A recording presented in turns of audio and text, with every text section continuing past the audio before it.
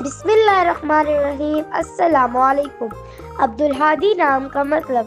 عبدالہادی نام کا شمار لڑکوں کے ناموں میں ہوتا ہے۔ عبدالہادی نام کی ابتدائی تاریخ عربی زبان سے نکلتی ہے۔ عبدالہادی نام کی افراد کے لیے خوش قسمت نمبر 4 مانا جاتا ہے۔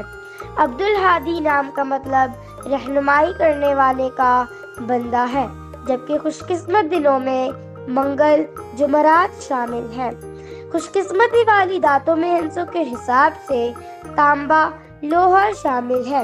عبدالہادی نام کے افراد کے لیے موافق رنگوں میں سرخ، بنفشی شامل ہے۔ عبدالہادی نام کے افراد کے لیے موافق پتھروں میں روبی شامل ہے۔